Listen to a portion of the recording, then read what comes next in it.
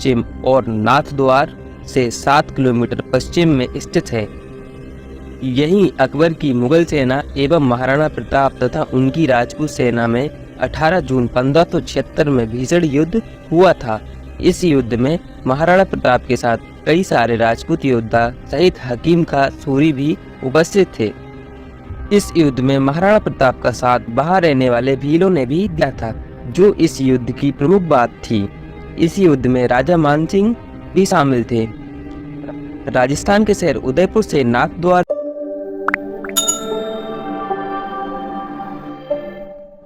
जाने वाली सड़क से कुछ ही दूरी पर पहाड़ियों के बीच में हल्दी घाटी स्थित है। हल्दी घाटी का इतिहास इसलिए प्रसिद्ध है क्योंकि यहाँ सन 1576 में महाराणा प्रताप और मुगल बादशाह अकबर की सेना के बीच में बहुत बड़ा युद्ध हुआ था। हल्दी घाटी स्थान को गोगंदा भी कहते हैं। अकबर बादशाह के समय राजपूत नरेशों में मेवाड़ के महाराणा प्रताप ही ऐसे थे जिन्होंने मुगल बादशाह की मैत्रीपूर्ण दास्ता पसंद नहीं की थी। इसी बात पर उनकी आमेर के राजा मानसिंह के साथ भी अनबन हो गई थी, जिसके बदले के रूप में अकबर ने स्वयं राजा मानसिंह को भड़काया था और राजा मानसिंह और सलीम की अध्यक्षता में मेवाड़ पर आक्रमण करने के लिए भारी सेना भेजी थी। इस युद्ध में महाराणा प्रताप ने अप्रतिम वीरता दिखाई। उनका परम भक्त सरदार झालामान भी हल्दी घाटी के युद्ध में वीरगति को प्राप्त हुआ था।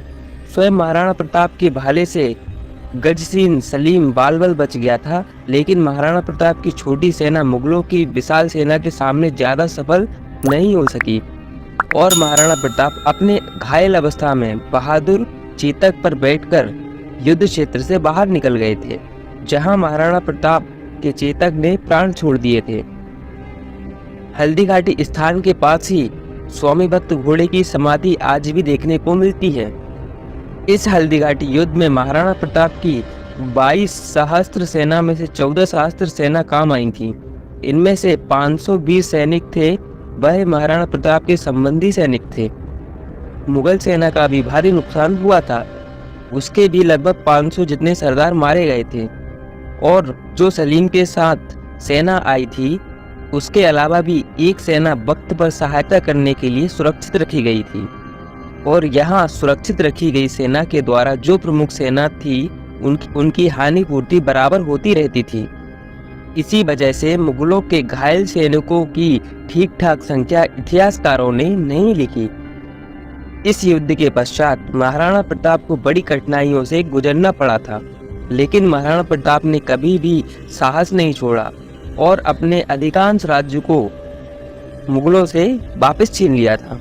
हल्दी घाटी का युद्ध 18 जून सन 1576 में हुआ था। इस तारीख को महाराणा प्रताप और उनकी 1600 सैनिकों की सेना ने अकबर की 10,000 संख्या वाले सैनिकों के साथ भीषण युद्ध किया था।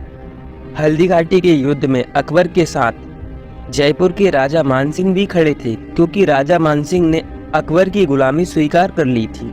इतिहासकारों की बात के अनुसार जब महाराणा प्रताप का राज तिलक हुआ था, तब अकबर ने अपने राज्य के दूत को भेजकर महाराणा प्रताप के लिए संदेश भेजा था और अपना गुलाम बनने के लिए कहा था। साथ ही में अकबर ने यह भी कहा कि वह अन्य राजपूत राजाओं की तरह उनके गुलाम बनकर जागीरदार के रूप में उनके लिए काम करें। परंतु महाराणा प्रताप को गुलामी बिल्कुल पसंद नहीं थी और वह यह भी नहीं चाहते थे कि मेवाड़ किसी भी मुगल बादशाह के हाथ लगे। इसीलिए महाराणा प्रताप ने अकबर के दूतों को साफ साफ मना कर दिया था। फिर लगातार अकबर ने महाराणा प्रताप के पास दूतों को भेजता रहा और यह संदेश भी भेजता रहा कि वह गुलामी स्वीकार कर ले, परंतु महाराणा प्रताप ने हर बार मना कर दिया था। महाराणा प्रताप ने जब गुलाम ना बनकर अपने राज्य की सेवा करने का सोचा, तो अकबर ने अपने अधीन आने वाले सारे राजाओं को महाराणा प्रताप पर हमला करने के लिए कह दिया। इतिहासकारों के मत के अनुसार उस समय में अनेक राजपूत राजा ऐसे भी थे जिन्होंने महाराणा प्रताप का साथ ना देकर अकबर का साथ दिया था, क्योंकि अकबर के पास बहुत ही ज्यादा बड़ी और शक्तिशाली सेना थी। यही कारण से आमेर राज्य के राजा मानसिंह भी अकबर के गुलाम बन गए थे। राजा मानसिंह ने अकबर की बात मानते हुए महाराणा प्रताप के साथ युद्ध करने का फैसला लिया था।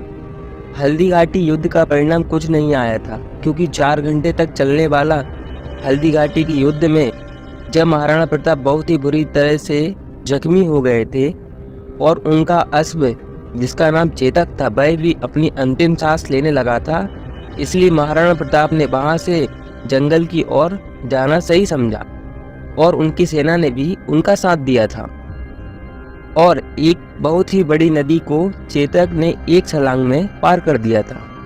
जंगल में ही थोड़े आगे जाके एक स्थान पर चेतक भी शहीद हो गया था।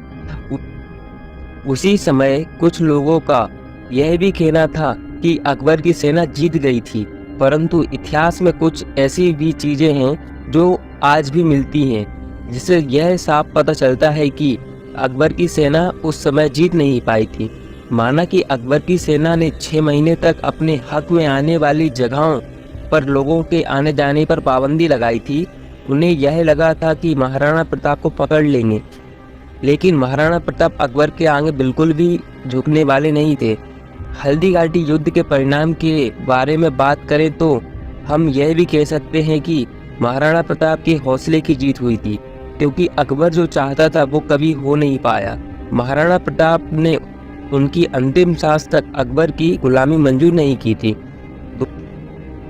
दोस्तों, हम उम्मीद करते हैं कि आपको हल्दी घाटी के इतिहास की पूरी जानकारी अच्छी लगी होगी। तो दोस्तों, कैसी लगी